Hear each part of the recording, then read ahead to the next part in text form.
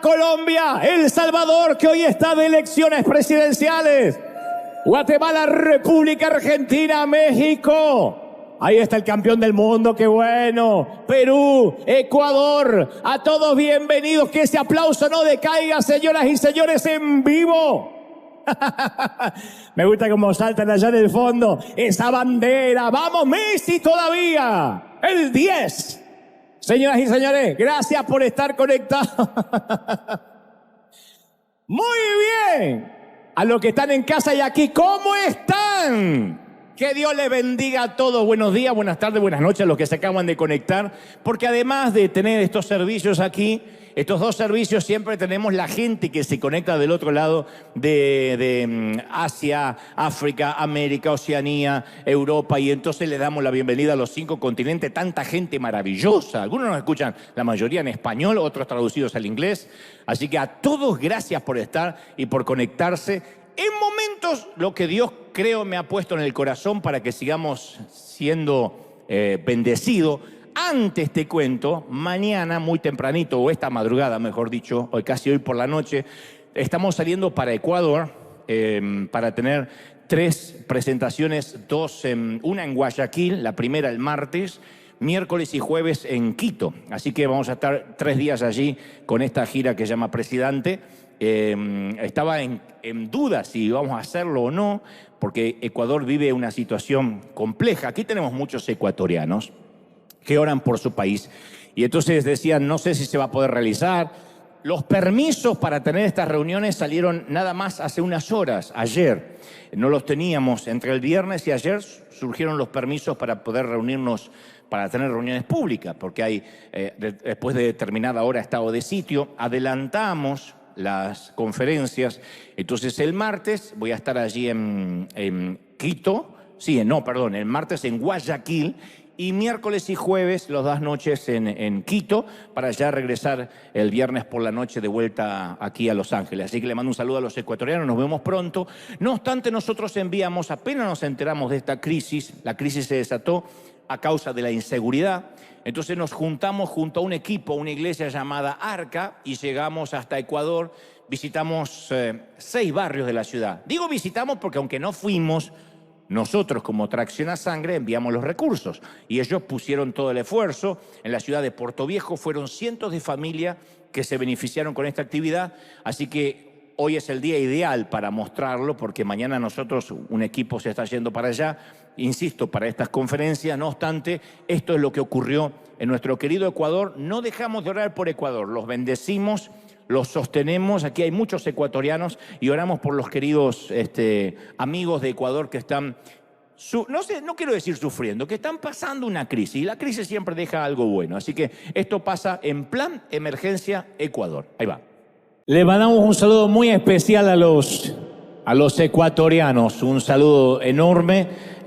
Obviamente no tienen miedo, si no, no harían estas conferencias que se van a realizar la semana que viene. Ellos siguen trabajando, siguen saliendo, a pesar, escuchábamos testimonios de que algunos no pueden literalmente salir de sus casas, otros tienen que seguir, porque uno en nuestros países se acostumbra a veces a la inseguridad, lastimosamente, ¿no? Se anestesia a vivir en condiciones que no deberían ser las ideales. No obstante, la oración del justo puede mucho. Así que oramos para que Ecuador se levante, para que Ecuador sea ese país tan maravilloso, en mi caso, que siempre me abrió las puertas tan gentilmente. Me las va a volver a abrir Dios mediante mañana. Si no vuelvo, es porque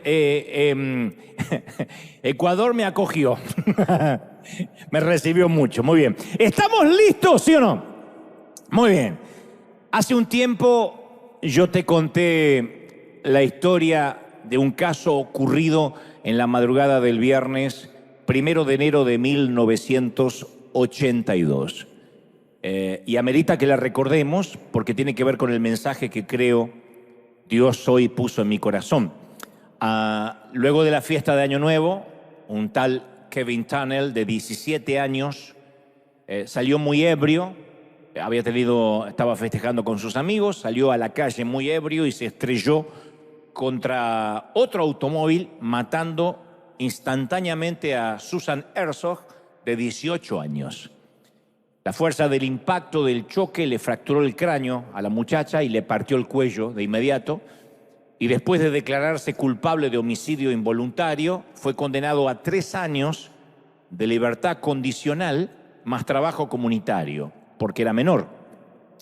Y los padres de Susan no sentían que era suficiente castigo, suficiente penitencia. Entonces lo volvieron a demandar, esta vez en un tribunal civil, por angustia emocional, y ganaron una sentencia de 1.5 millones de dólares, $1,5 millones. Suma que la familia del muchacho no podía asumir, no tenía. Pero de forma inesperada los padres de Susan renegocian y ofrecen conformarse solo con $936. 936, de $1,5 millones, se conformaron con $936 con una condición, que Kevin envíe un cheque de $1 a nombre de Susan todos los viernes durante los próximos 18 años, uno por cada año en el que Susan había estado viva. Ese fue el arreglo. La restitución semanal, el juez aceptó, obviamente, y la restitución semanal continuó hasta el año 2000, desde el 82 hasta el 2000. Y Kevin ofreció a la familia, más de una vez, cubrir toda la deuda, pagos hasta el año 2001, incluso un año más de lo exigido, darle las cajas de cheques ya firmadas, y se negaron rotundamente. Dijeron, no es el dinero el que buscamos, de otro modo hubiésemos aceptado $1,5 millones. Lo que buscamos es la penitencia. Entonces la madre le dijo al juez, queremos recibir un cheque cada bendito viernes o lo vamos a demandar por incumplimiento, un cheque de $1 cada viernes. Queremos que cada semana él recuerde lo que hizo, que sienta nuestro mismo dolor como familia. Y cada vez que recibimos un cheque de Kevin, solo una cosa viene a nuestra mente, él tampoco podrá olvidarse, no se tiene que olvidar. La prensa tituló este singular caso como el purgatorio personal de Kevin Tunnell, porque nadie cuestiona el dolor de la familia, pero me pregunto si fueron suficientes esos $936. Digo, a ver, cuando recibieron el pago final, ¿se habrán quedado en paz? ¿Se terminó el dolor en agosto del año 2000 cuando recibieron el último cheque, el último viernes de $1? ¿Fueron suficientes 18 años de restitución? ¿Alcanzaron los 216 meses de remordimiento? Y si fuera nuestra hija, que la matan en un accidente de tránsito porque un muchachito bebió de más y haciéndose el listo la pasa a mejor vida, ¿cuántos pagos exigiríamos si fuera nuestra hija? Dicho esto, es pertinente hacer ciertas aclaraciones antes de continuar, porque cuando hablamos de ofensas, cuando hablamos de resentimiento, yo quiero catalogarlo, por lo menos lo catalogo en 3 categorías. Esta que te estoy contando de inicio del mensaje quizás sea la más dura, la más heavy, la más álgida, pero hay 3 categorías de ofensas antes de meterme de lleno en el tema, y la primera categoría son las ofensas menores, que es lo que no voy a hablar la mayor parte de este mensaje. Siempre digo que para que nos ofendan, uno tiene que dar permiso. Sin mi permiso, yo no me ofendo. Yo te tengo que dar permiso para que me ofendan. Y me pueden decir lo que sea en las redes sociales, por la calle. Si yo no les doy permiso, soy como el lobo marino, tengo piel de foca, me resbala todo. Entonces, ese es un secreto que todos tenemos que llevarnos. No voy a darle permiso a nadie para que me ofenda. De ahí a que me diga lo que sea, cuestión de él, pero no me voy a ofender. Pero convengamos, en este primer rubro de ofensas menores, que hay personas que se ofenden por todo, nacieron ofendidos. Conozco a gente que se ofende de muerte. Si le envía un mensaje de texto a alguien, le clava el visto el otro y no le contesta rápido. Ya corta relaciones, lo manda al infierno. Porque hay gente que es así, muy sensible. Que aquí no hay. Vienen al otro servicio casualmente todos esos. Acá vienen los más resilientes. También me consta de personas que hacen un escándalo si les quitan su lugar en la fila. Si les dan un café distinto al que pidieron, ¿no? Si le ocupan su sitio. Entonces, bueno, la mayoría de esas ofensas suelen ser menores y la mayoría son niñerías, babosadas. Hay gente que se ahoga en vasos de agua. Pero bueno, son así. Cualquier cosita los ofende, un viento que cambia de dirección ya los preocupa. Hay ofensas, en mi criterio, que tendrían que volar fuera de nuestro radar, ¿no?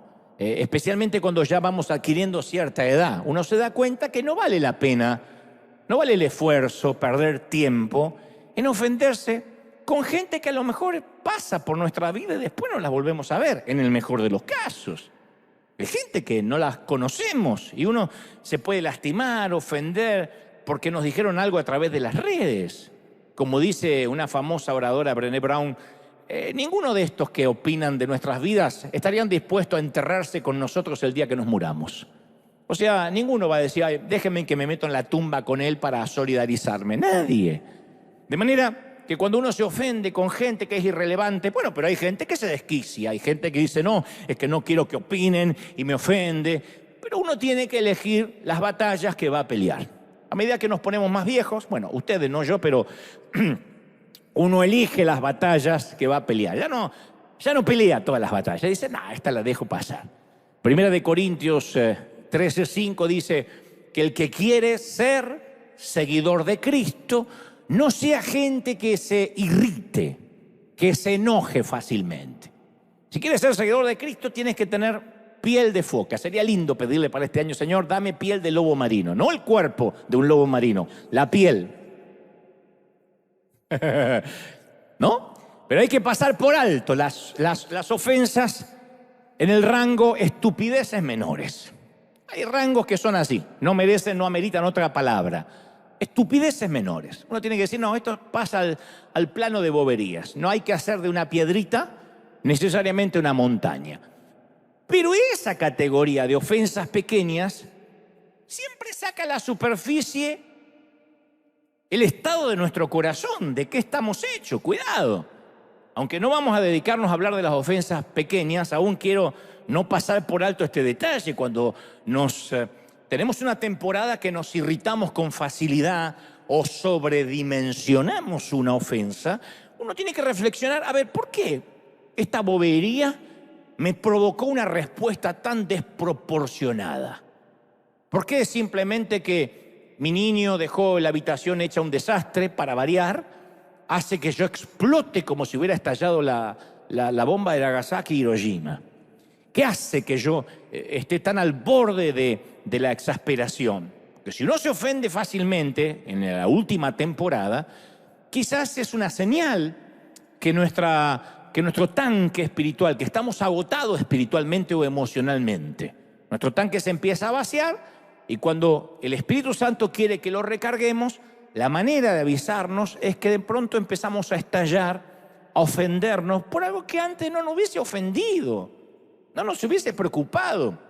Pero cuando mantenemos nuestro tanque emocional lleno, cuando le decimos, Espíritu Santo, lléname, necesito orar más, tener más comunión, las irritaciones menores de la vida pierden su poder sobre nosotros. O sea, no nos roban, no van a dejar de estar, pero no nos roban ni energía emocional, ni tiempo. No nos ponemos locos en el freeway, en la ruta, porque hay un trancón. No nos ponemos locos porque en la caja para 10 productos pasa una señora con 12.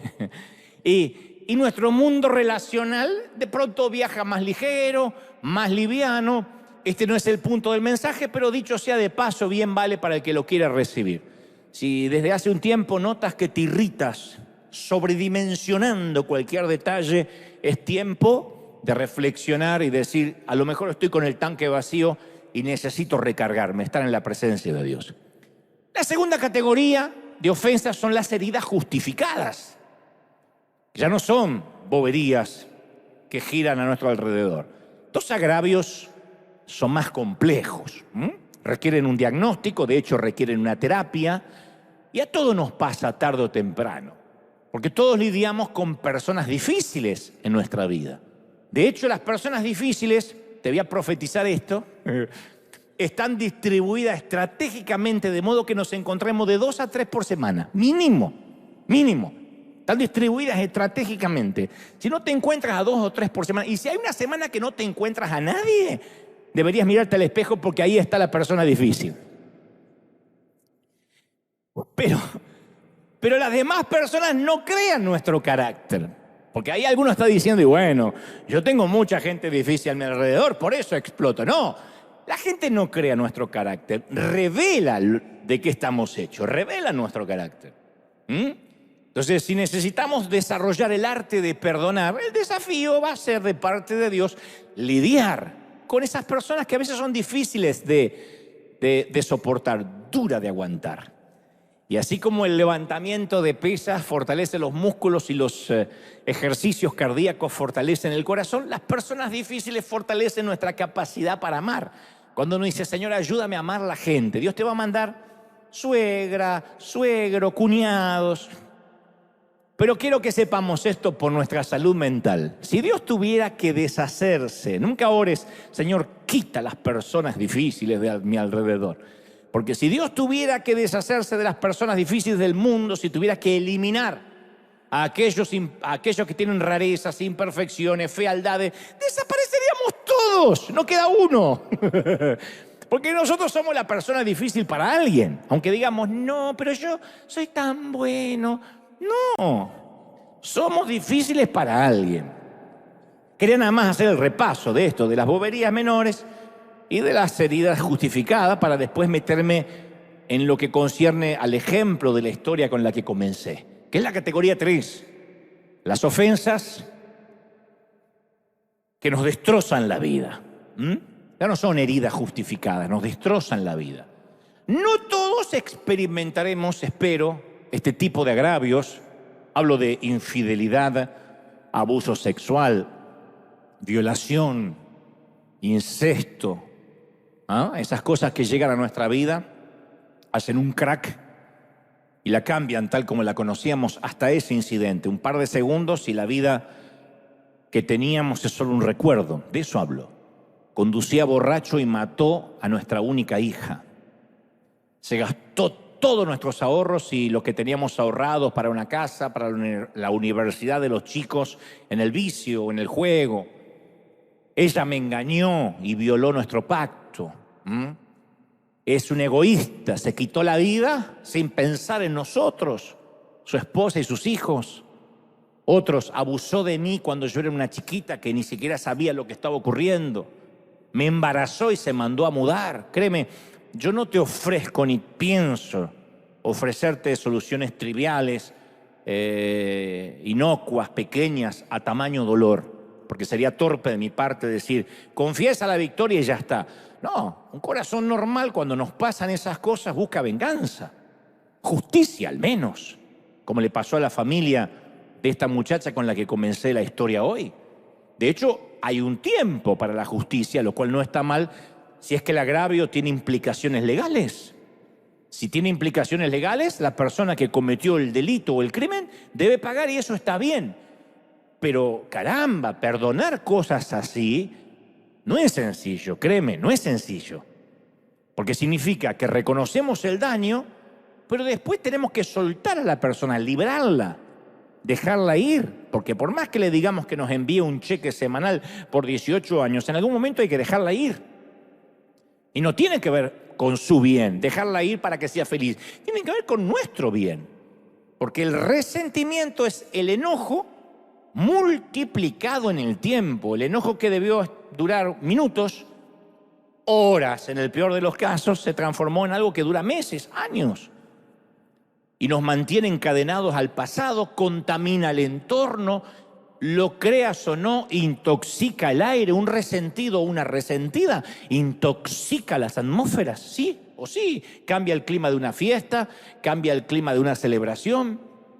La palabra resentimiento significa, tal como lo dice etimológicamente la palabra, sentir otra vez. Resentir. Sentir otra vez. Y se aferra al pasado, lo vuelve a vivir como si fuera hoy. El resentimiento arranca la piel nueva cuando empieza a cicatrizar para que la herida nunca se sane y otra vez está ya sangrando o, en el peor de los casos, produciendo pus. Entonces la amargura y el resentimiento se describen en la Biblia. El escritor de los Hebreos, capítulo 12, versículo 15, dice: no sea que alguno deje de alcanzar la gracia de Dios.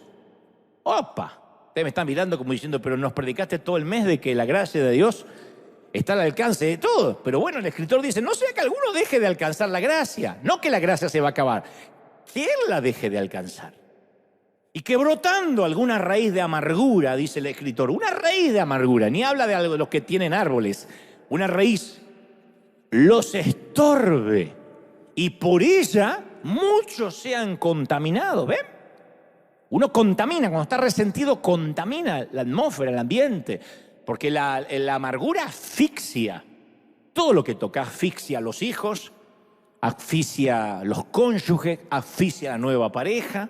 Porque tú dices, bueno, yo ya me olvidé de mi ex, pero va a asfixiar lo nuevo que quieras construir. Es un cáncer que desarrolla raíces subterráneas. Y la metástasis del resentimiento se extiende sin tregua, se extiende a raudales, no para. Entonces llega el momento en que el resentimiento, la amargura tiene vida propia. Y es imposible no continuar alimentándola, nutriéndola. Porque no es algo que tenemos, es algo que nos tiene a nosotros. No se trata si tenemos o no tenemos resentimiento, se trata si el resentimiento nos tiene cautivos o no. Y además, como si fuera poco, es un costo que no podemos pagar.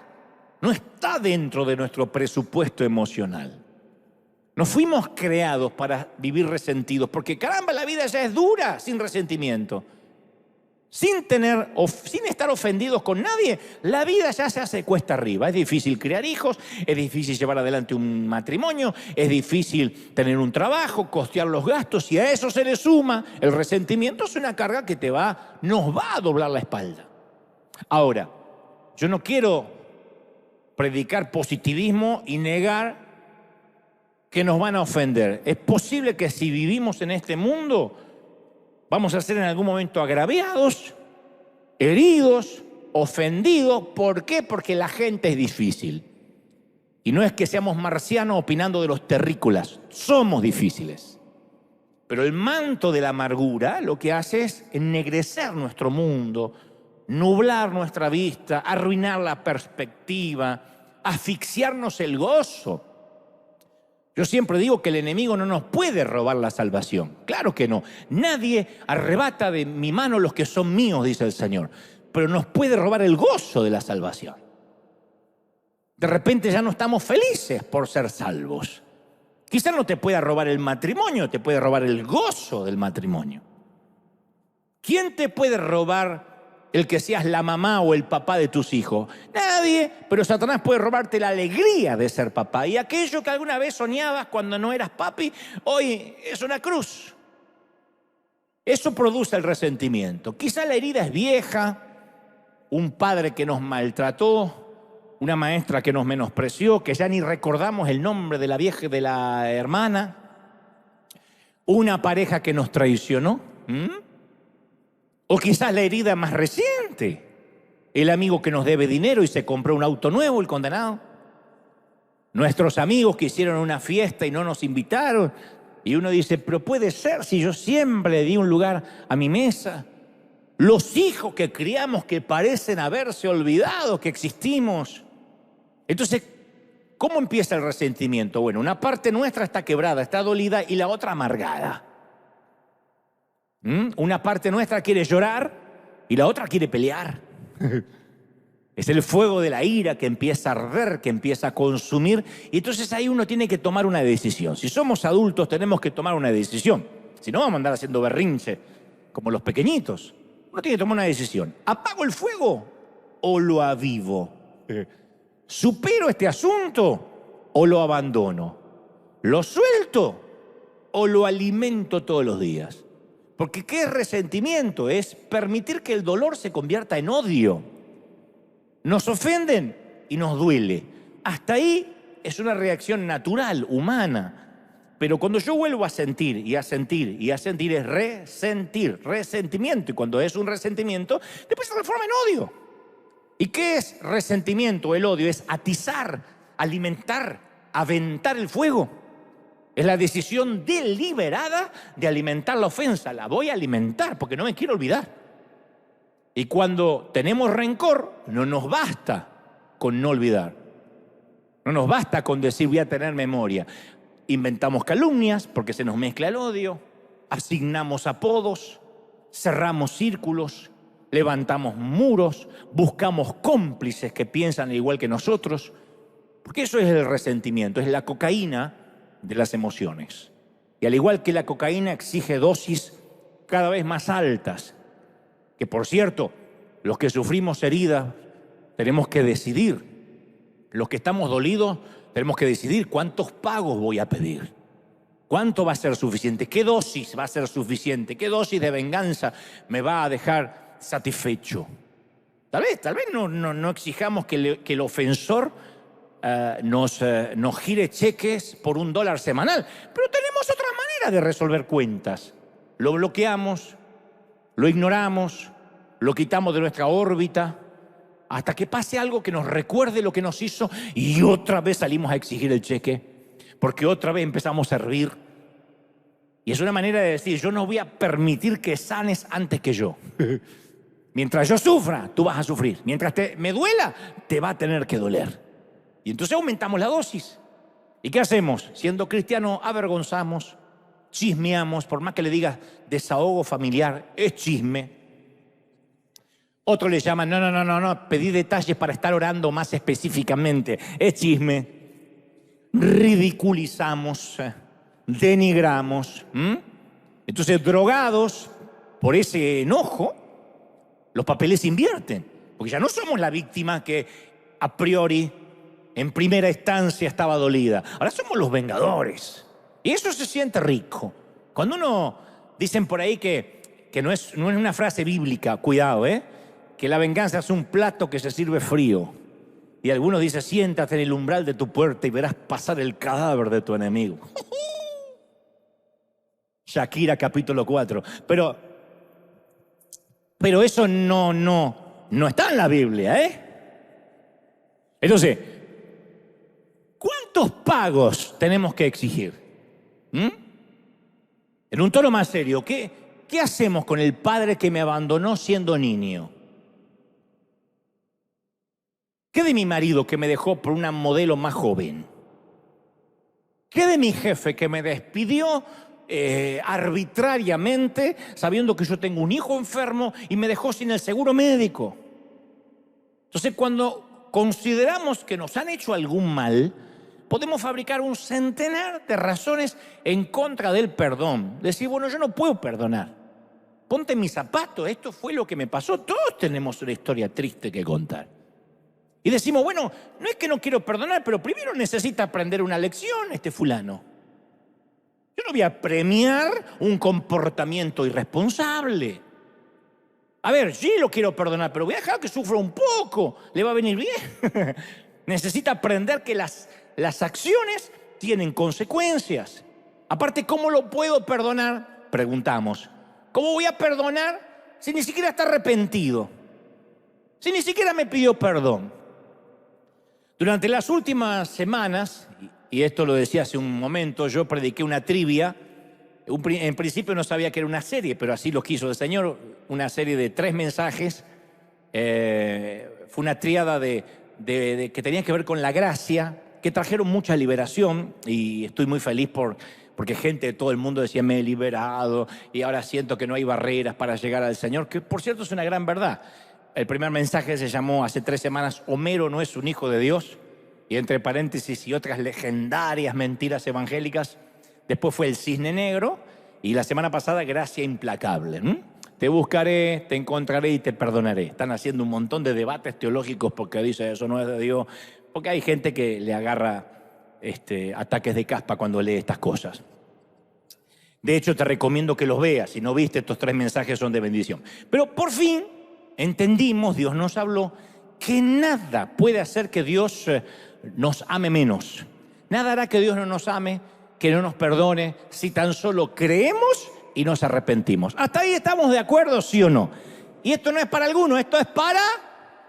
¡Ay, qué lindo! Para todos. O sea que todos. Nada nos puede separar del amor de Dios, ni lo alto, ni lo profundo, ni lo presente, ni lo porvenir, ni ninguna otra cosa creada en el cielo, ni debajo de la tierra, ni debajo del cielo. Nada nos puede separar. Si bien esto es cierto, creo que ya estamos listos y maduros para comprender, primero te va a dar la anestesia para que no duela, y después vas a recibir la inyección, para comprender que sí hay algo que podría dejarnos fuera de la gracia y el perdón de Dios, pero por decisión puramente nuestra. No se contradice con los mensajes anteriores. La Biblia dice que Él amó a todo el mundo, de tal manera amó al mundo que dio a su Hijo unigénito para que todos crean. Y tiene la misma preponderancia el apóstol Pedro, la Madre Teresa o el ladrón crucificado a la par de Jesús. Tan solo creer y arrepentirse. Pero hay una sola cosa que podría hacer que no fuésemos perdonados, aunque estemos arrepentidos. Hay una cosa que nos podría dejar fuera de la gracia. ¿Dónde está eso? Justo en el centro del Padre Nuestro. La manera en que el Señor nos enseñó a orar. Que en realidad no hay que repetir como un loro, no es un rezo, sino que es una serie de temas. Hay por lo menos 6 temas básicos, de los cuales el Señor está diciendo: en todo lo que oren, no olviden estos 6 temas que son esenciales. Y en esta oración de 6 temas se esconde una cláusula que solemos ignorar. Son como las letras pequeñas del contrato a la que no solemos prestarle demasiada atención. De hecho, te voy a hacer una prueba. Los que navegamos en internet, vieron que siempre hay un cartelito: acepta esto, acepta lo otro. No, nadie lee lo que estamos aceptando, nadie. Lo que queremos es ver el video. Antes dice: si quiere acceder a esta página, acceda a recibir cookie, acceda que va a entregar a su suegra en sacrificio. Sí. Nadie lee eso. Y después tiene sus implicaciones legales, ¿no? Una vez a mí me suspendieron un vuelo de manera arbitraria y fui muy iracundo, ofendido al counter, al mostrador donde estaba la muchacha. Le dije: ¿cómo puede ser que me lo suspenda? Y me dice: ¿usted no leyó las letras pequeñas del boleto? ¿Qué letras pequeñas? Dice: todos los boletos vienen con una letra pequeña. Y la letra era tan pequeña que una hormiga tenía que leerlo con una lupa. Y decía que la aerolínea se reserva el derecho de suspender el vuelo que se le antoje. Uno compra los boletos sin saber eso, no leemos las letras pequeñas. Pero en este caso no se trata de una aerolínea, se trata de un contrato eterno que si no cumplimos la cláusula, todo el contrato pierde la validez. San Mateo 6:12 dice: perdónanos nuestras deudas como también nosotros perdonamos a los deudores. No hay palabra en ningún idioma que encierre un mayor temor que la palabra ¿cómo? Esa es la cláusula, ¿cómo? Es la única vez que en la oración aparece esa cláusula. No dice: danos el pan de cada día así como nosotros repartimos pan. No, todo lo demás está. Pero en cuanto a las deudas, es recíproco. ¿Qué hace tan aterrador ese cómo? El hecho de que Jesús amarró el perdón que recibimos del Padre al perdón que concedemos a los demás seres humanos. Y por si quedan dudas, porque yo dice: bueno, a lo mejor es una mala traducción. Por si quedan dudas, es más explícito. Dice: si no perdonáis a los hombres sus ofensas, tampoco vuestro Padre perdonará vuestras ofensas o pecados. O sea, que hay un pecado que te va a seguir por la eternidad. Sí. ¿Cuál? Aquel que no le perdones al otro. Una cosa es estar atrapados en un ciclo de falta de gracia con un cónyuge, con un socio, y otra muy distinta es estar atrapados en un ciclo de falta de gracia y de perdón con Dios. Mira cómo le cambiaron las caritas. Por eso di la anestesia hace un ratito. De hecho, es tan urgente la necesidad que perdonemos que hasta va por delante de los sacramentos, de la adoración, de cualquier cosa. Mateo 5:23 dice: si traes tu ofrenda al altar y ahí te acuerdas de que tu hermano tiene algo contra ti, deja tu ofrenda delante del altar, reconcíliate primero con tu hermano y después presenta la ofrenda. O sea, porque si no, esa ofrenda se pierde. Esto va para cualquier ofrenda, monetaria, ofrenda de adoración, de levantar las manos, de chiripiorca, la que sea. Si estás agarrándote la garrotera divina y te acuerdas que te acabaste de pelear en la fila con la fulana, vuelve al planeta Tierra, pídele perdón y después sigue con la chiripiorca, porque si no, no tiene sentido. Y para seguir disipando dudas, es Biblia, ¿eh? Y para seguir disipando dudas acerca de la seriedad de esta cláusula, Jesús les cuenta una historia en Mateo 18:27. Dice, el reino de los cielos es semejante a un rey que quiso hacer cuentas con sus siervos. Y comenzando a hacer cuentas, le fue presentado uno que le debía mucho dinero, 10.000 talentos. Para el dinero de la época, mucho. Y a este, como no le pudo pagar, ordenó su señor venderlo a él, venderlo a su mujer, a sus hijos, todo lo que tenía para que pagase la deuda. Venderlo como esclavo. Entonces aquel siervo, dice Jesús, le suplicaba diciendo, Señor, por favor, ten paciencia, yo te voy a pagar todo. Y la historia dice que el Señor, el rey de aquel siervo, movido a misericordia, lo soltó y le perdonó la deuda. Le perdonó la deuda, no le dijo págamelo en cuotas. Porque este siervo, este tipo, según la historia de Jesús, tenía un problema serio. Había acumulado una deuda de millones de dólares. Si pudiera pagar $1.000 al día, la saldaría, qué sé yo, en 30 años. Imposible, porque no ganaba $1.000 diarios. Entonces su deuda era demasiado grande para sus posibilidades de pago, para su crédito. Y lo mismo ocurrió con nosotros. Nuestra deuda fue tan grande que nuestra capacidad de pago no alcanzaba para poder redimirnos a sí mismos. Entonces nuestro maestro nos perdonó una deuda incalculable. Y según Jesús, el Señor de la historia dice que rogó, Señor, ten paciencia conmigo, yo te voy a pagar todo. Y el que le perdone la deuda al rey, jamás se le cruzó por la mente. No dijo, perdóname la deuda, dijo, yo te lo voy a pagar. Y aun cuando él no suplicó gracia, la recibió. Salió del salón del trono como un hombre libre de deudas. Y Jesús cuenta el spin-off, la continuación de esta historia. Dice, y el tipo este perdonadito, así con pechito de paloma, tipo argentino, va caminando por la calle, llama por celular a la señora y dice, gorda, ¿no sabe lo que me pasó? No estoy discriminando. Él le decía gorda a la mujer. Gorda, ¿no sabe lo que pasó? Hay una versión que cuenta eso. Y dice, ¿no sabe lo que me pasó? ¿Qué pasó? ¿Qué pasó? ¿Nos vas a vender? No.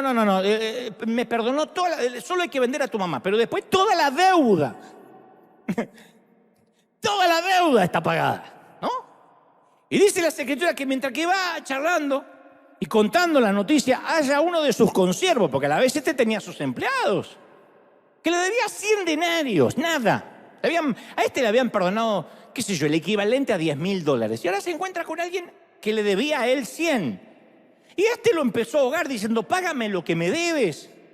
Y el consiervo hace lo mismo que hizo él hace un ratito con el rey. Le dice, por favor, ten paciencia, te voy a pagar todo. Dice, no quiero. Y lo echó a la cárcel hasta que pagase la deuda. Algo anda mal en esta historia. ¿Cómo así se comporta un tipo al que le acaban de perdonar millones? ¿De verdad? ¿Ahogar a una persona porque te debe unos pocos pesos? ¿Son estas las palabras de un tipo que acaba de ser declarado libre de deuda? ¡Págame lo que me debes! Y exige que pongan a su deudor en la cárcel hasta que le paguen todo. ¡Pero qué bandido, qué rastrero! Rata inmunda. Animal rastrero, escoria de la vida, adefesio mal hecho, infrahumano, espectro del infierno, maldita sabandija, cuánto daño me has hecho. Oh, no.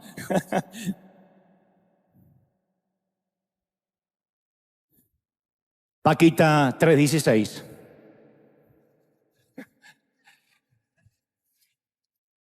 Y cuando el rey se entera lo que hizo esta rata de 2 patas, te estoy hablando a ti, dio la orden que lo entreguen a los carceleros para que lo torturen. Y aquí Jesús recalca otra vez la cláusula. Así también el Padre Celestial hará con ustedes si no perdonáis de todo corazón cada uno a sus hermanos sus ofensas, de todo corazón, ni siquiera de la boca para afuera. Termina la hipérbole, la parábola, y dice, así es como hará el Padre con ustedes. Ustedes fueron perdonados por deudas que no podían pagar, pecados que los condenaban al infierno. Fue pagado, ¿ok? Ustedes salen y ahorcan a otro porque no da con tu doctrina, porque te cae gordo, porque etcétera. Y el Señor hará lo que hizo con este, te va a arrojar a la cárcel. Es lo que haría cualquier persona que mostró benevolencia y el otro es un canalla. Yo habría deseado que estas palabras no estuviesen en la Biblia, pero están y salieron de los labios del propio Cristo. Entonces Dios nos concede una responsabilidad terrible. Con la misma vara que medís, serás medido. No te dice una vara conforme a Juan Pablo II, a Billy Graham. Con la vara que tú mides serás medido, punto. Entonces, de alguna forma, el perdón divino depende de nosotros. Y estás pensando, pero a ver, perdonar a nuestros enemigos, la persona que me engañó. ¿Qué incluye? ¿Perdonar a los que promueven el aborto? ¿A los pedófilos también? ¿Al predicador hereje? ¿Al apóstol de la prosperidad? ¿Al que maldijo a mis hijos por haber salido de su cobertura apostólica? ¿Al que me discriminó cuando quedé embarazada de soltera, pero después ese ministro tapó el embarazo de la novia de su hijo?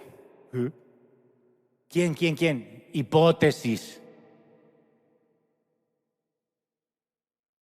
Chusma. Al igual que la gracia, el perdón tiene la escandalosa cualidad de ser inmerecido, no ganado, injusto, arbitrario, parcial.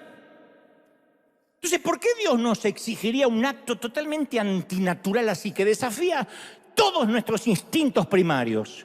Porque nuestro instinto primario es venganza. Bueno, ¿por qué nos desafía así? Porque así es Él. Porque cuando Jesús expresó por primera vez el mandato amad a vuestros enemigos, le añadió esta explicación. Él dijo, para que seáis hijos de vuestro Padre que está en los cielos, que hace salir el sol sobre malos y sobre buenos, y hace llover sobre justos y sobre injustos. Si quieres tener el carácter de Dios, vas a tener que medir a todos por igual, al malo y al bueno, al que te cae bien y al que no tragas. Yo llamé este mensaje la tercera cláusula 490, debido a que este número aparece por primera vez en Génesis, capítulo 4, versículo 23. Es la primera vez que aparece el número 490. Resulta que había un personaje no muy conocido, llamado Lamec, que inventó esta curiosa cifra. Lamec le dijo a sus mujeres, a un hombre maté por haber herido a un joven y por haberme golpeado. 7 veces será vengado Caín, pero Lamec se vengará 70 veces 7. Esa frase la dijo en Génesis un tal Lamec, un descendiente de Caín, un tatara nieto. Me vengaré 70 veces 7. Era la ley de Lamec. Si alguien te hace daño, yo tengo la obligación de hacer que pagues por lo menos 490 veces. Hay de los que dicen que en realidad no es 70 por 7, sino que en realidad es 70 elevado a la séptima potencia y es un número infinito, como sea, es muchísimo. Un día Pedro se le acercó a Jesús, años después, y le dijo, alguien me hirió, ¿cuántas veces lo tengo que perdonar? 7 veces, dijo el tipo. Porque los rabinos decían que había que perdonar 3 veces. Y Pedro le añadió unas cuantas cucharadas más para quedar bien. Esperaba que Jesús le dijera, eres muy magnánimo, estás yendo más allá del deber, Pedro. Mirá vos, qué tipo bueno, qué apóstol me conseguí. Imagínate la reacción de Pedro cuando Jesús, en lugar de elogiarlo, le dice que todavía le quedan en el haber 483 perdones. Dice, no te digo 7 veces, sino 70 veces 7. Lo que estaba haciendo Jesús era dar vuelta a la ley de Lamec. Pero nosotros solemos todavía hacer que funcione a la manera de Lamec. Convertimos el perdón en una ley de reciprocidad. Decimos, está bien, yo no me vengo, pero mínimo, a ver, que haga algo para merecerlo. Porque solemos regresar a esa lucha de ojo por ojo que le cierra de golpe la puerta a alguien del perdón. Nuestra naturaleza humana nos dice que perdonar no es muy sano, que muchas veces no es justo, que no es equitativo, que no es imparcial, que si uno perdona te toman de tonto. Alguien dijo alguna vez, yo soy cristiano, pero no estúpido, así que yo me tengo que hacer respetar. Pero nos guste, no nos guste, cristiano o estúpido, La cláusula, o puedes tener las dos, porque hay gente que tiene los dos talentos. Ahora, la cláusula dice, porque si perdonan a los hombres sus ofensas, también los perdonará el Padre Celestial. Si no perdonan, el Padre no les perdonará sus pecados. Punto. No se puede dar vuelta teológica a esto. ¿Qué quiso decir? Es una hipérbole. Derechito, directo, pragmático, práctico. Y Jesús no pregunta acerca de la realidad de nuestras heridas, No duda que nos hayan dolido y ofendido. A ver, el problema no está en la existencia del dolor, sino en el tratamiento que le vamos a dar a ese dolor. ¿Qué vamos a hacer con nuestras deudas? Vuelvo a preguntar. Estamos en febrero. ¿Tu cónyuge rompió sus promesas? Antes de responder, ¿cómo reacciona Dios cuando tú rompes las promesas? ¿Qué le haces? Todas las que hacemos para esta época del año, para fin de año, Señor, te prometo buscar tu palabra, leerte la Biblia, y después las rompemos. ¿Te mintieron? El engaño duele. Pero antes de que contraigas los puños y me empieces a contar los detalles de la mentira, ¿cómo reaccionó Dios cuando mentiste? ¿Cuando le mentiste a Él o le mentiste a otro? Porque juzgamos a los demás por las acciones y nosotros nos juzgamos a nosotros mismos por las motivaciones. Decimos, bueno, es que yo no quise, pero mentiste. Te olvidaron, te dejaron atrás, el rechazo duele. Pero antes de desquitarte, sé franco. ¿Alguna vez te olvidaste de Dios? ¿Pasaron semanas en que ni lo buscaste? ¿Cómo reaccionó Él cuando lo descuidaste, cuando lo rechazaste? Porque esa es la palabra. No es que estabas muy ocupado, lo rechazaste. Lo quitaste del centro de la vida. Entonces la clave para perdonar a otros es dejar de mirar lo que nos hicieron y empezar a mirar lo que Dios hizo por nosotros. Esa es la esencia de la cláusula. Trátame como trato a mi prójimo. Esa sería la oración nuestra de todos los días. Señor, no te pido nada, solo dame lo que yo hoy voy a dar al otro. Concédeme la misma paz que yo genero en mi hogar con el resto de mi familia.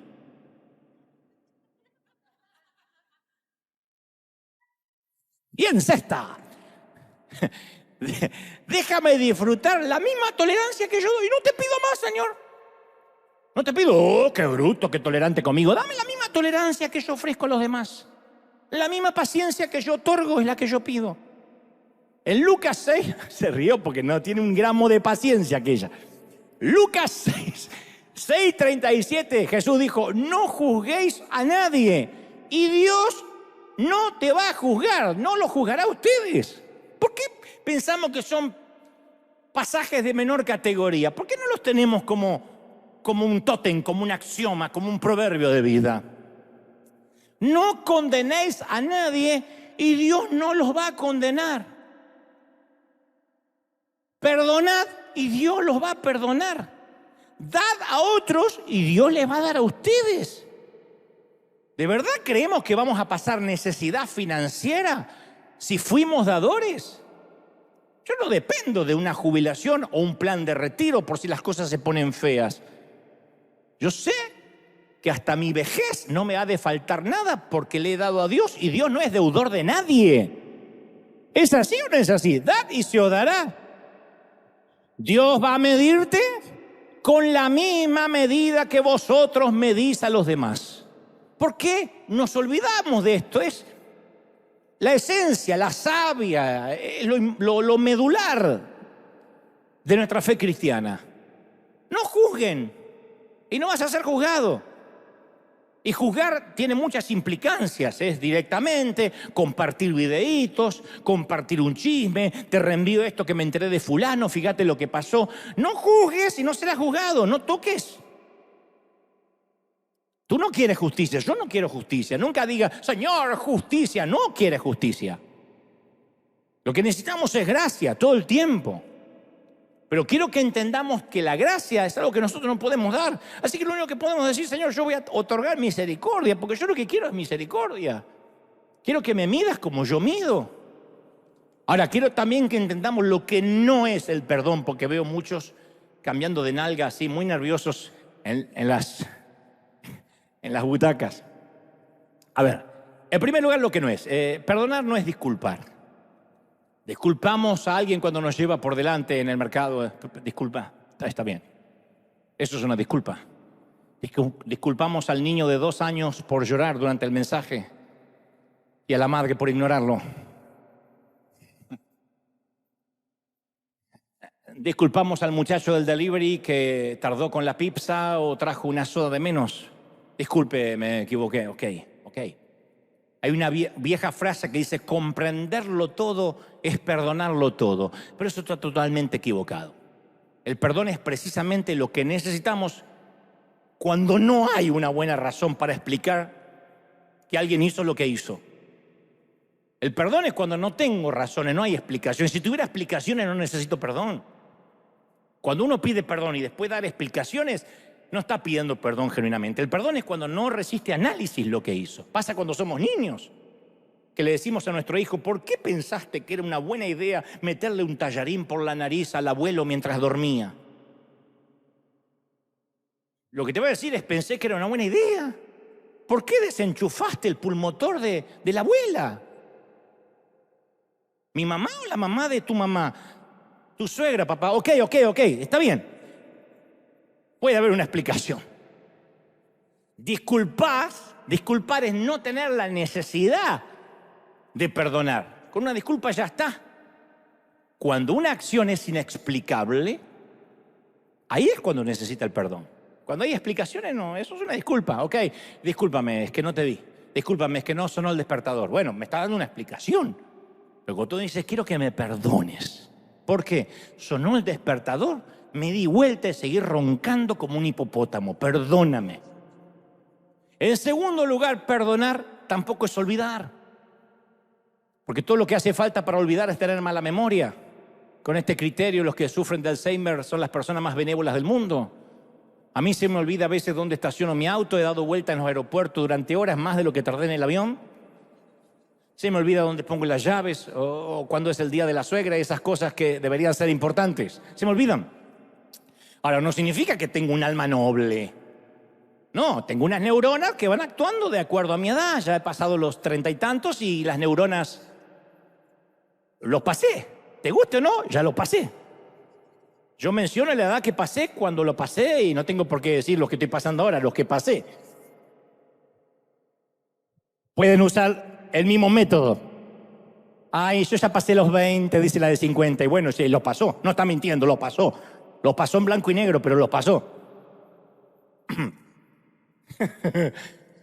Algunas veces, si una ofensa es suficientemente grave, uno se puede olvidar por temor o por trauma. Los psicólogos dicen que la mente está cableada de manera tal que cuando algo nos duele mucho, hay algo que se llama trauma, que es la protección de volver a recordar eso y lo olvidamos. Y a veces lo olvidamos adrede, decimos, no quiero pensar. Y en cierto sentido lo olvidamos, pero no lo perdonamos. Entonces, no pensar más en el asunto tampoco es perdonar. Hay que revolver, basura. A veces hay que decir, a ver, eso está ahí, está debajo del tapete y tarde o temprano va a oler mal. En tercer lugar, perdonar no es lo mismo que reconciliarse. Y esto creo que va a traer tranquilidad a más de uno. Porque hay quienes piensan que perdonar significa necesariamente unirnos de vuelta a esa persona, pase lo que pase. Que la esposa deba regresar con el bestia que la golpeaba. Que el jefe tenga que volver a contratar al empleado que le robó. O sea, perdonar no significa volver necesariamente todo como antes. Perdón es una cosa, reconciliación en lo que estábamos haciendo o en el plan que teníamos es otra cosa. No es algo que el Señor está exigiendo. La reconciliación exige que quien nos hirió esté arrepentido del mal que hizo y que queramos volver a intentarlo. Eso es reconciliación. Pero la reconciliación no es inherente al perdón, no van juntas. Por eso algunos dicen, ¿cómo voy a perdonar a mi ex esposo si me hizo tal cosa y aparte yo ya formé un nuevo hogar? No, perdonar hay que perdonarlo, hay que dejarlo ir. No traerlo y vivir con los dos maridos porque sería complicado. Entonces, podemos perdonar, pero eso no nos obliga a tropezar 2 veces con la misma piedra. Uno aprende. Hay empleados que alguna vez he tenido o compañeros en el liderazgo que yo no volvería a trabajar mancomunadamente nunca más. Pero yo tengo que presentarme delante del Señor y saber si no se debe al rencor, si realmente lo perdoné, y el hecho de no trabajar juntos se debe a que aprendí que somos incompatibles, de que hay visiones diferentes. Le pasó con Pablo cuando le pide que no se le asigne a Timoteo, etc. Hay momentos donde uno puede decir, no vamos juntos en la misma dirección, pero no hay rencores. Puedo abrazarlo donde me lo encuentre en la vida. Y para terminar te voy a decir lo que perdón verdadero sí es. La primera etapa del perdón es acaso la más difícil, es tomar la decisión de no herir a la persona que nos hirió, no buscar venganza. Cuando lo perdono, renuncio al derecho de herirlo, renuncio a la ley de Lamec. Eso es lo primero. Aunque nos hayan herido de manera deliberada, suspendemos la ley de la venganza. Decimos, si yo me defiendo, no me defiende Dios. En lo que pongan las manos, Dios va a decir, ok, cuando termines me avisas, si es que me quieres avisar. Pero cuando perdonamos, lo liberamos de la prisión que construimos en nuestra mente para darle perpetua. Lo liberamos. Entonces, lo primero es decir, yo no lo voy a herir. Porque cuando hay gente que nos invita a pelear en el barro, no te metas, tiene más experiencia que tú. Hay gente que en la bajeza en la que se mueve, tiene más experiencia que nosotros. Y entonces cuando uno responde con insultos, cuando uno puede responder con ironía para neutralizar el insulto, pero no a la persona, para dejar sin efecto el insulto. Pero cuando uno se rebaja a la persona, está ganándose el derecho de decir me voy a vengar, y eso no es el verdadero perdón. La segunda etapa del perdón es una nueva forma de sentir. Una de las cosas que sucede cuando nos hieren es que cuando miramos a quien nos hirió, ya no vemos a la persona, vemos a la ofensa. Por eso le cambiamos el nombre, ya no es Juan, es el infiel. Ya no es Roberta, es la chismosa. Ya no es fulanito el empleado, es el ladrón. Pero al perdonar descubrimos de nuevo la humanidad de quien nos ofendió. Entonces esa persona deja de ser solo una deuda de dolor sin cobrar. Es alguien que quizá se siente solitario, herido, débil, torpe como nosotros. Un enemigo es alguien que nunca nos tomamos el tiempo de conocer. Aquel que nosotros detestamos, cuando lo conocemos nos damos cuenta que es un nene asustado, una nena asustada. En menor medida me pasa a veces en los aeropuertos, cuando viajo. Una vez me encontré con un profeta que se dedicó toda la vida a dilapidarme, a hablar mal de mí, a editar videos, eres una basura del infierno. Me lo encontré de frente en un aeropuerto en Dallas. Me pidió un autógrafo. Una foto.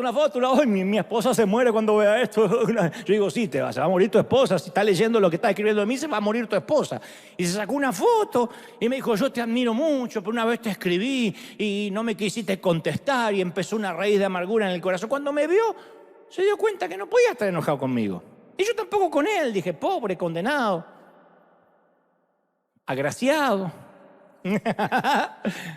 Pero uno se da cuenta que ese que nosotros a veces detestamos también lleva la imagen de Dios, al igual que nosotros. Y la tercera etapa del perdón es cuando le deseamos bien a la otra persona, que ya es otro nivel, que ya no tenemos la esperanza. Ojalá que se le caiga todo el pelo, que quede pelón, ya está.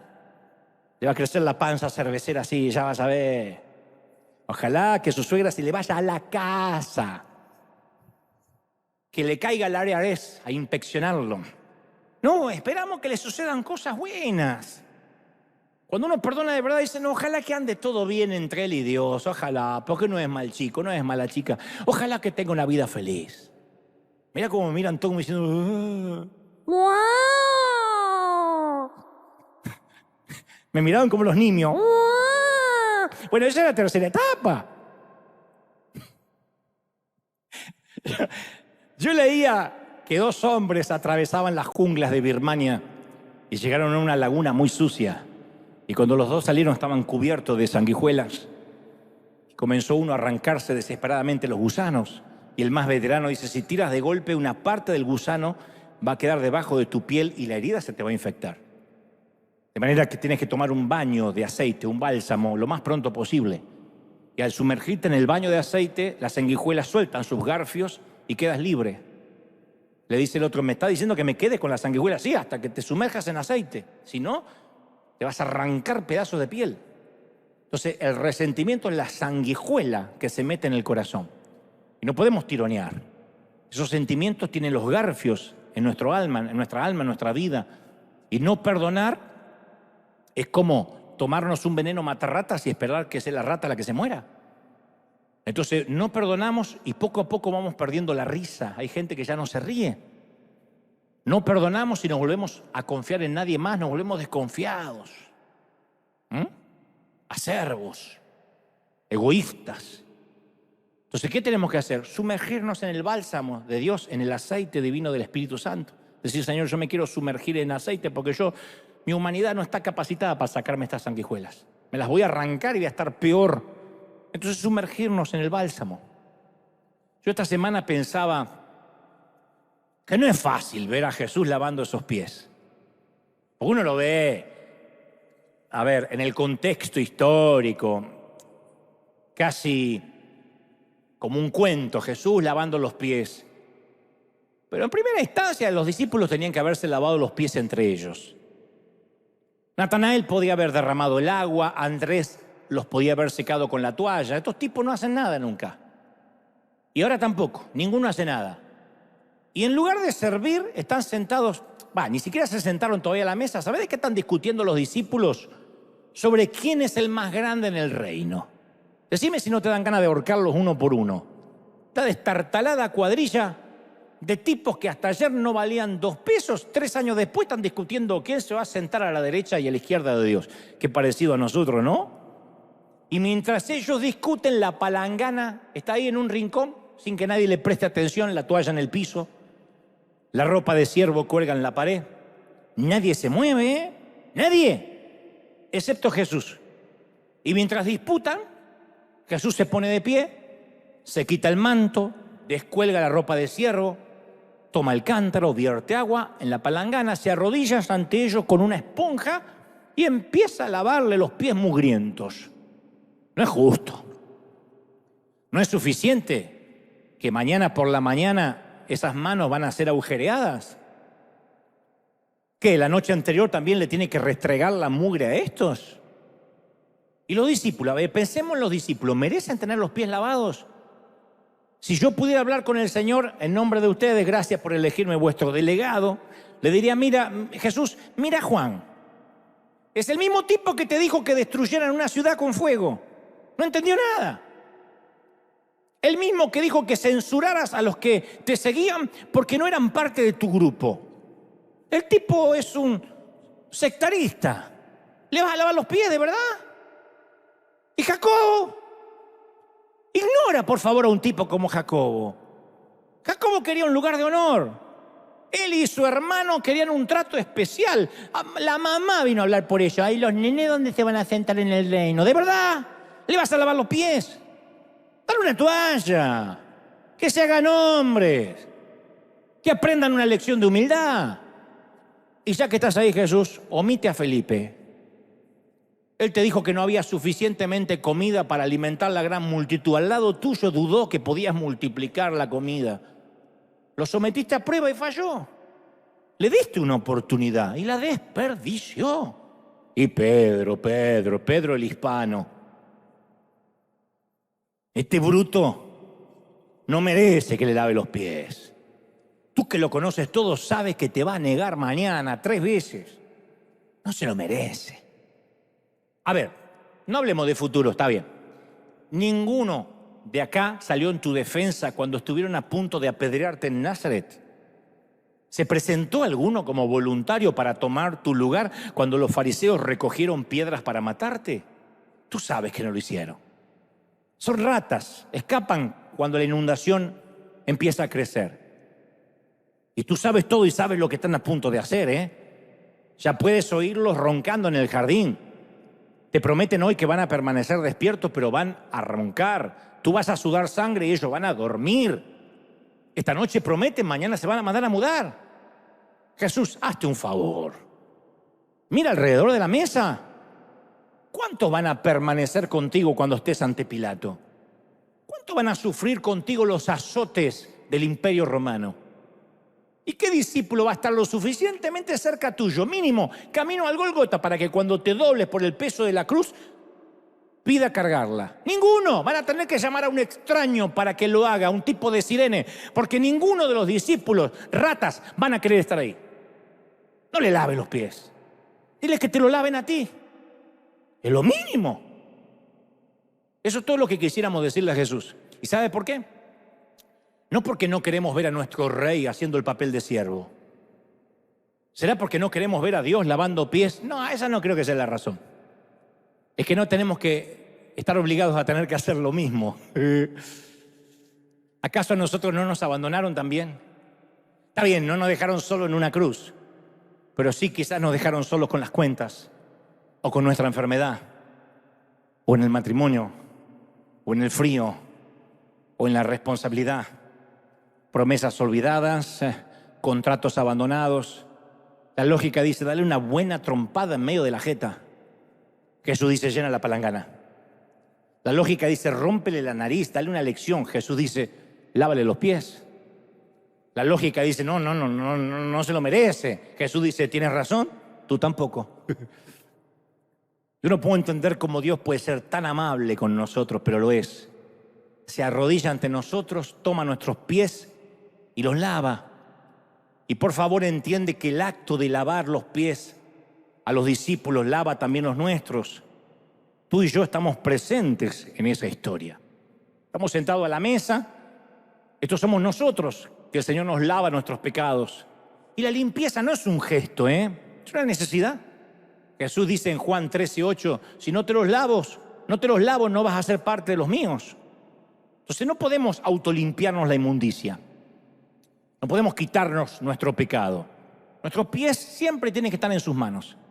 Y el agua se vierte únicamente cuando confesamos que estamos sucios.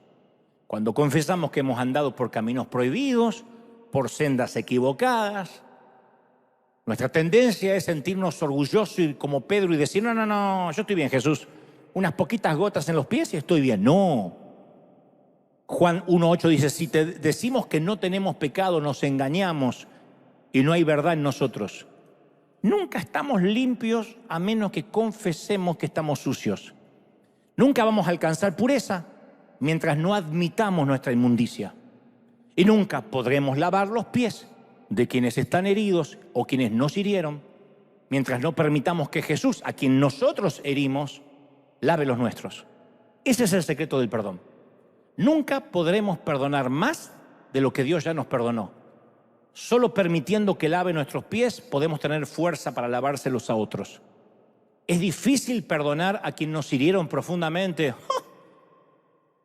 Vamos de nuevo a la habitación. Vamos a observar a Jesús yendo de discípulo en discípulo.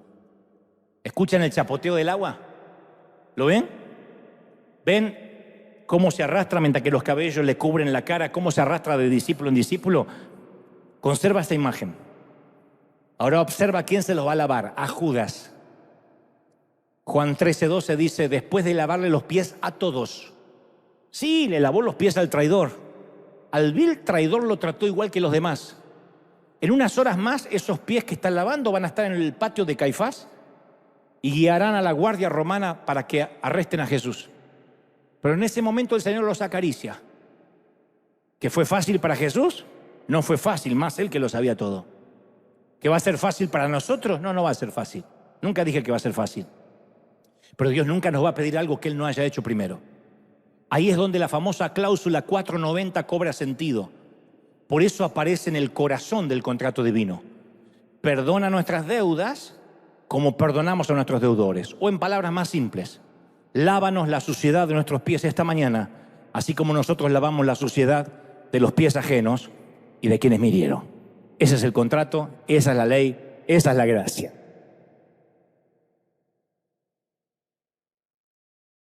Dale un aplauso al Rey de Reyes, al Señor de Señores. ¡Aleluya! Dale un aplauso grande cuando te pongas de pie, celebra y dile, Señor, sello esta palabra. Creo, soy sano.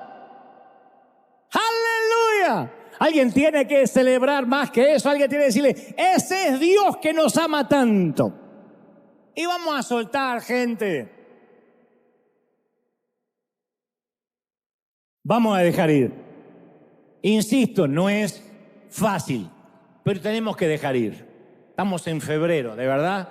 Vamos a cargar 11 meses más cadáveres. Vamos a dormir con un cadáver pútrido en nuestra habitación. Nada merece la pena que eso. Hay que viajar liviano. Te lo mereces, te lo debes. Viajar liviano. Perdonar, dejarlo ir, ya está. No vas a cambiar. El pasado murió mientras dormíamos. El presente aún, el futuro aún no nos corresponde y todo lo que tenemos es el presente. Y hay que viajar mínimamente con un carrión. Una camiseta, 3 calzones, algo de aseo y a la pista. Eso es la vida. Y si logramos vivir así la vida, nos vamos a quitar pesos, vamos a quitar las alimañas, las sanguijuelas. Entonces hagamos esta mañana, antes de culminar, una lista del perdón. He estado investigando y sé que en esta lista incluye seres que te han herido, a los cuales no puedes perdonar. En primer lugar, teológicamente no estaría correcto decirlo, pero lo necesitamos, perdonar a Dios. Él no necesita el perdón, Él es justo, sabio, Él sabe lo que hizo. Pero a veces estamos dolidos para con Él. Y aunque Él no necesita el perdón, porque es infalible, porque sabe lo que hizo y lo que permitió y lo que no, nosotros necesitamos liberarnos de eso, porque tal vez dice, Dios no intervino cuando pudo haberlo hecho. Oré por esa enfermedad y mi ser querido partió a la eternidad. Y entonces hemos cerrado nuestro corazón para con el Padre, nos volvemos desconfiados cuando alguien habla de que el Señor vino para sanar nuestras dolencias. Tal vez por aquella situación en que creíste que te abandonó, que te dejó solo. Vamos a decir, Señor, aunque no entiendo y hay cosas que entenderé del otro lado del sol, yo quiero sentirme libre, quiero viajar liviano en mi relación contigo. Luego perdonar a los papis, aunque estén bajo tierra, más allá de la frontera, aunque se hayan muerto hace 30 años, vamos a dejarlos ir. Los viejos hacían lo que creían que estaba bien y se equivocaron como te estás equivocando con los tuyos. Tus hijos te van a juzgar, nos van a juzgar y van a decirnos lo mismo que dijimos nosotros de los nuestros, porque con la misma vara que medimos, seremos medidos. Entonces, sea que te hayan abandonado, en el peor de los casos abusado, déjalos ir. Ya. ¿Para qué cargar con un ataúd cuando el funeral fue hace tanto tiempo? Déjalos ir. Algún maestro, alguna maestra, algún líder que no dispensó el tiempo que necesitabas, algún líder que te falló en la discreción, le abriste tu corazón, le contaste lo que te pasaba y luego te enteraste que lo divulgó. Déjalo ir. Ya está. Tú no te mereces cargar con los efectos colaterales. Vamos a perdonar a un socio, a una expareja, a un cónyuge, a alguien que nos hirió, que no nos dio el trato, que no nos respetó, que no nos amó. Vamos a dejarlo ir y decirle, Señor, yo no quiero cargar con esto. ¿De qué sirve haber cortado una relación y seguir con toda esa carga emocional? Con eso que da olor, apesta, contamina, intoxica, enferma el ambiente. A los hermanos, a quienes nos fallaron, a quienes nos dolieron, algún amigo que nos traicionó, que nos dieron la espalda, que nos dejaron solo. Caramba, que tenemos gente para perdonar. Y finalmente a nosotros mismos, decir, Señor, perdóname, porque no me puedo perdonar lo que tú ya me perdonaste. Y vamos en una autopenitencia continua. Vamos a dejar ir, gente. Vamos a romper todo lo que nos separa de Dios y vamos a aplicar la cláusula 490, decir, Señor, voy a perdonar aunque me duela porque necesito que tú me mires así. Voy a cambiar mi vara de medir. Inclina tu rostro un momento y oramos al Señor. Padre, he transmitido a tu pueblo, tus hijos, lo que creo me has dicho que diga. Gracias, Señor, porque me ha dado gracia y favor para hablarles. He hablado al intelecto, pero sé que tú has hablado donde yo no puedo, al corazón, a los tuétanos, a lo más profundo del alma. Señor, gracias por esta mañana, a los que te aceptan, a los que te reciben en su corazón como suficiente Salvador, los que dicen, Señor, entra en mi vida. Aquellos que ahora hacen una oración de arrepentimiento y creen para ser parte del reino, recíbelos ahora como tus pequeños. Y a los que ya estamos en tu reino hace tanto, ayúdanos a ser mejores, a crecer, a perdonar. Vamos, llora por última vez el dolor, pero hoy cierra el capítulo de tu vida, cierra ese capítulo. Dile, Señor, se terminó el rencor, se terminó el dolor, dejo atrás lo que me enfermaba, comienzo una nueva vida ahora, comienzo a vivir de manera libre. Vamos a soltar a los pastores, a los líderes, a los que no creyeron en nosotros, a los que nos lastimaron. Sé que va a ser duro, no es cuestión de decir 2 frases y ya, pero por lo menos la primera etapa del perdón. Señor, renuncio a la ley de Lamec. No voy a tomar represalias ni venganza. Luego Dios va a cambiar tu manera de sentir. Lo vas a separar a esa persona de la ofensa. Y finalmente le vas a desear el bien. No va a pasar todo junto ahora. No obstante, es un buen inicio decir, Señor, lo suelto. Quizá antes que termine el año le desees el bien y digas que le vaya lindo. Ojalá que prospere más que yo. Pero no te apures. De a poco, suelta. Levanta las manos y dile, Señor, recibo esta palabra ahora en casa, los que están en sus sitios, en sus hogares aquí. Señor, gracias por este momento, por tu Espíritu Santo. Gracias por tu gloria, por tu presencia. ¿Pueden sentirlo? El Rey lo está haciendo ahora. El Espíritu Santo está llegando donde yo no he podido llegar. Y diciendo, tú sabes que hoy es el día. No mañana, no en la semana, hoy es el día. Hoy hemos de soltar, hoy hemos de liberarnos y hemos de dejarlo libre. Todos. Hay de los que dicen, no traigas a memorias cosas pasadas. Pero caramba, cuando se trata de quitar la metástasis, cuando se trata de hacer una quimio espiritual, necesitamos remover hasta la última raíz de las sanguijuelas del remordimiento. Quítalas. Aun cuando eras niño y aun cuando recuerdas esa soledad de niña o cuando recuerdas el abuso de adolescente o cuando te rompieron el corazón, vamos a decir, Señor, yo quiero viajar liviano. Perdono mis deudas como perdono ahora a mis deudores. Perdona mis deudas como perdono yo mis deudores. Dile al Señor, perdóname, Señor, como yo ahora estoy otorgando misericordia. No juzgo a nadie porque no quiero ser juzgado. No condeno porque yo no soy juez de nadie. Suelto, bendigo, para que me vaya bien. Padre, gracias por esta mañana. Yo declaro que esta oración ha comenzado una nueva etapa, una nueva temporada y que los mejores días están por venir. Que Dios nos va a bendecir, a guardar, a llenar.